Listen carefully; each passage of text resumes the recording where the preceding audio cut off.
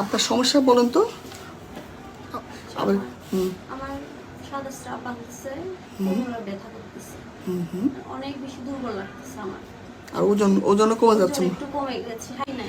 সাদা স্রাব তখনই এটা খারাপ। সাদা স্রাবের মধ্যে যদি কখনো দুর্গন্ধযুক্ত স্রাব আসে বা সাদা স্রাবের সাথে চুলকানি যদি থাকে, সাদা স্রাবের যদি কালারটা যদি রক্ত মিশ্রিত হয় অথবা পুজ মিশ্রিত হয়, আপনার তো এগুলি কোনোটাই না। এখন আমি আপনাকে সাদা স্রাবটা কি আসলে বলি।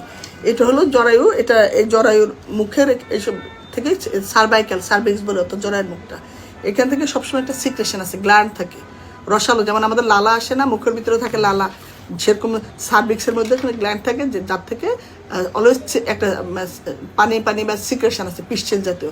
এটা আল্লাহর একটা নিয়ামত, রহমত। না হলে এই মাসিকের রাস্তা বা জনিপথটা শুষ্ক থাকতো, এটা ভিজা থাকতো না। এটা ভিজা না থাকলে এটা ড্রাই হয়ে যেত এবং এটা আপনাদের জন্য মেলামেশা করাটা বেশ পেইনফুল হতো। তো এটা সাদা স্রাবটা কিন্তু একটা ন্যাচারাল ফেনোমেনা, এটা ন্যাচারাল একটা অংশ।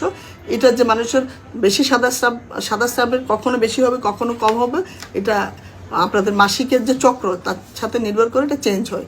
যেমন 2 মাসিকের মাঝামাঝি যখন ডিম ফুটে তখন প্রচুর পরিমাণে সাদা স্রাব যায়, তার আগে পিছে মাসিকের আগে একটু কমে যায়, আবার মাসিক হওয়ার পরও কম থাকে।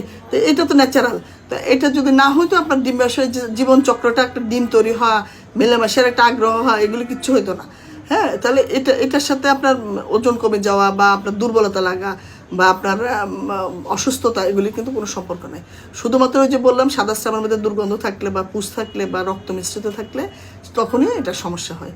ঠিক আছে? তাহলে আপনার এখন আজকে যে কথাগুলি বলেন, ভুল ধারণাগুলি কাটলো নাকি এখনো ভুলের মধ্যে থাকবেন? তাহলে আজকে থেকে খাওয়া দাওয়াটা ঠিক মতো করবেন, খাইলে আপনার ওজন আবার বেড়ে যাবে।